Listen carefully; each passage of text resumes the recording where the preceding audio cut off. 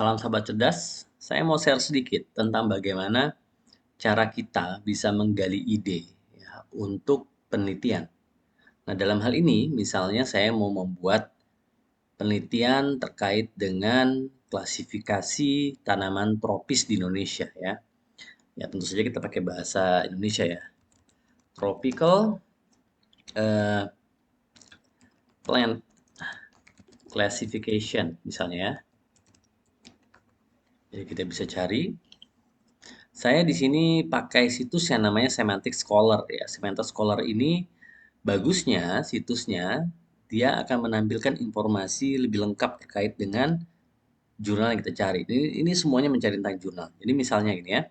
Di sini ada Automatic Classification of Tropical Plant Species Data. Oke ya. Jadi kita cari mana yang cocok. Mungkin kita mau dia berdasarkan citation ya. Mana yang paling banyak disitasi. Atau kita mau dia berdasarkan tahun, kita mau dia last 5 year misalnya ya. Kita juga bisa pilih ya, jadi date range ini last 5 year misalnya. Kemudian kita mau juga bahwa bidangnya kita mau di engineering misalnya. Ya, dan kemudian juga computer science ya, kita bisa pilih. Kita mau yang ada file PDF misalnya ya, kita mau. Jadi kita bisa baca gitu ya, kalau ada file PDF-nya. Author, kalau ada spesifik kita bisa pilih juga. Nah, ini saya matikan saja ya. Nah, saya mau bagusnya itu memang hanya jurnal dan conference ya. Jadi kita bisa lihat di sini ya, ada yang cocok nggak? Ini yang paling banyak disitasi ya, plant leaf disease the severity classification using agricultural detection framework. Nah, ini ya. Nah, dataset of field plant ini banyak nih. Ini IEEE access. Ya, jadi kemungkinan ini lumayan menarik ya kalau kita mau buat. Atau ini, kita mau bilang multi-class classification plant leaf. Boleh. Jadi berdasarkan daun, disease ya. Tapi saya nggak mau fokus pada plant leaf, sebetulnya lebih kepada deteksi tanaman. Ya, tanaman apa saja bagiannya kita deteksi. Tapi nggak apa, kita cek dulu apa yang sudah ada ya. Jadi di sini kita lihat multi-class classification misalnya ya. Kita pilih.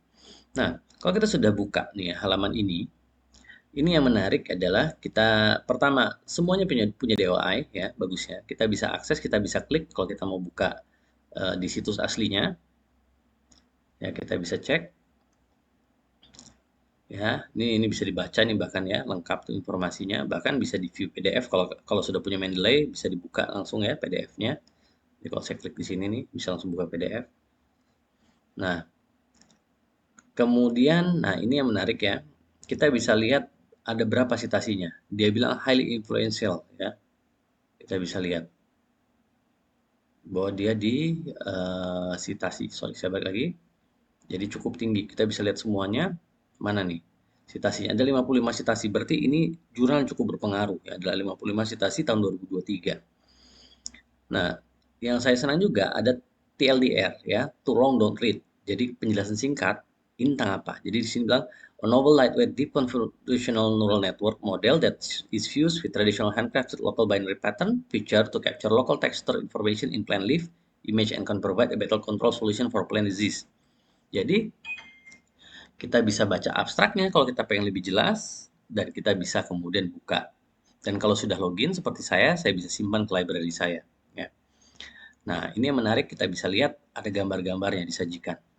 Informasinya apa saja, mulai dari tanamannya, daunnya seperti apa, klasifikasinya, kita bisa lihat ya, apa informasinya ya. Kita bisa pelajari dari gambarnya, karena biasanya gambar cukup menarik ya untuk dipahami. Gambar, tabel ya, jadi ada figure, ada table ya, ada grafiknya. Dan kita bisa tahu di sini ada beberapa ya, figure, topik, nih ya, kalau lompat ke topik, topiknya apa saja dia masuknya. Ini age generated ya, jadi dia lihat berdasarkan bahasannya dia akan bahas tentang apa.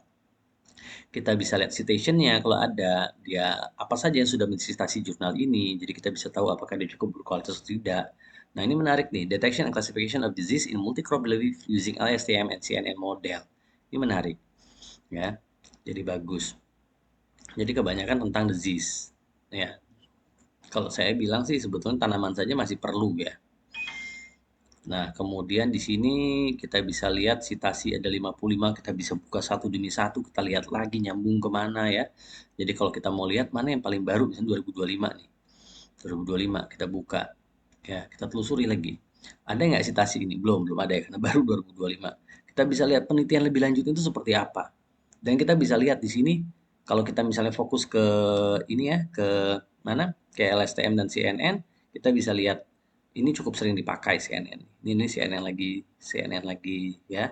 Di sini local binary pattern ya. Ini CNN lagi. Jadi cukup menarik. Ternyata kalau klasifikasi, kalau kita mau lari ke AI untuk plan classification, itu bisa masuk ke bisa menggunakan algoritma CNN. Kita juga bisa tahu dia mensitasi apa saja. Dia punya 55 pustaka, ya, keren ya. Ini yang dia citasi di dalam jurnalnya. Ini juga istimewa ya. Jadi kita bisa lihat apa sih yang dia jadikan dasar ya, misalnya ya. Kita bisa tahu mana yang dia referensi dan mungkin mana yang ya cukup cukup dia pakai. Kita lihat di sini ada dua excerpt ya. Dikutip jadi lumayan bagus kalau di excerpt itu berarti dia punya definisi yang bisa dipakai gitu ya. Kita bisa buka. Kita lihat lagi sama informasinya. Ya, sama informasinya. Ini bahkan ada yang ini sangat bagus nih lihat nih. Ada 560 sitasi, luar biasa berpengaruh lihat. Highly influential citation ya. Luar biasa sekali ya. Untuk metodenya, untuk di background di citasi 111, untuk metode di citasi 104, untuk result di citasi 5. Jadi dia sangat istimewa, berarti kan metodenya itu banyak yang pakai 100, jadi kita bisa pakai. Nah, oke. Sekarang yang menariknya, pada tahun-tahun yang baru, nih kita lihat ya, seperti ini atau di mana? Ya. Nah, pada tahun-tahun yang baru, setahu saya 2025, 2024 itu sudah mulai. Sekarang kita bisa tanya menggunakan AI power, ya. Jadi kita bisa bilang di sini misalnya di sini kan dibilang nih, ini ada 7.255 training image dan 17.500 ya misalnya ada 38 disease. Ini levelnya, ini sudah luar biasa coba. Bayangkan dia punya sekitar berapa nih? Sekitar 90.000 ya. Nggak nyampe sih ya, 90.000 kurang. Jadi kalau kita buka jurnalnya ya, nah kadang-kadang kita juga harus lihat, dia masuk nggak dalam kategori jurnal yang istimewa ya. Kita buka jurnalnya, nah, ini yang saatnya kita lihat. Ada nggak? Dia ada Scopus tuh, lihat tuh, kelasnya tuh. Berarti dia lumayan ini ya, lumayan tinggi skornya. Kalau kita buka lebih lanjut lagi, nah, minta sign in, nah ini dia ya, source-nya nih lihat ya. Oke, set source. Nah, kemudian correct list. Nah, ini masuk nih. Saya lupa nih. Kalau nggak salah kita bisa lihat sekarang dia di key berapa ya. Source detail, compare source. Oke ya. Nah, lupa nih gimana cara lihatnya. Ya, tapi berarti kan ini masuk Scopus. Berarti jurnal ini bisa dijadikan dasar ya. Nah, ini ya. Ini namanya diving ya. Kalau saya bilang diving, deep diving untuk tahu apakah topik yang kita sedang bicarakan itu cukup populer dan ada celahnya nggak, ada research gap-nya nggak ya. Jadi bisa kita pelajari. Nah, ini ya tadi kita bisa langsung lihat PDF-nya tuh. Kita bisa baca, oh seperti ini nulisnya. Ya jujur bagi yang banyak berkecimpung di dunia AI, ini bagus. Tapi sebetulnya pembahasannya sih tidak rumit ya. Yang penting adalah dataset. Jadi menarik sekali kalau kita bisa kembangkan dataset yang mungkin belum dijawab pada penelitian-penelitian ini. Ya. Jadi kita bisa saja tanyakan dataset ya. Nah, jadi, nah yang tadi ya, kita kembali ke yang tadi, bahwa jurnalnya kita bisa tanya. Misalnya, kita bisa tanya, is there any apa apa preprocessing gitu ya, preprocessing on the training image misalnya. Nah, dia akan memproses.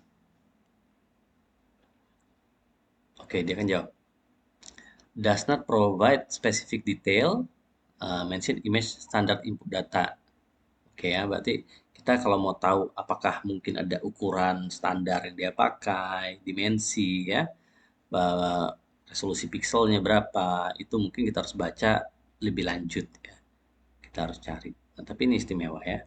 Kita bisa lihat di sini ada confusion matrixnya untuk LSTM. Bagus ya datanya ya.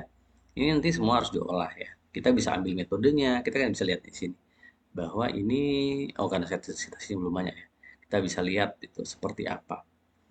Tanpa perlu harus baca papernya, tapi kalau mau baca juga boleh ya. Oke, jadi kalau mau baca biasanya kita bisa mengarah kepada ini ya, kepada detection kepada DOI-nya kita buka. Nah, kalau kita beruntung dia bisa dibaca ya. Nih, ini open access ya. Tadi kan kita sudah buka tadi, ini open access. Ya, jadi kita bisa klik di sini full artikel. Nah, ini sedang beruntung. Oke, mungkin itu yang bisa di-share terkait dengan deep diving menggunakan semantik Scholar ya. Jadi dia akan membantu kita memahami apakah ide dari penelitian kita itu bisa digali lebih jauh, ada celahnya apa tidak, dan juga membantu kita masuk dalam kelas jurnal internasional. Semoga menambah wawasan.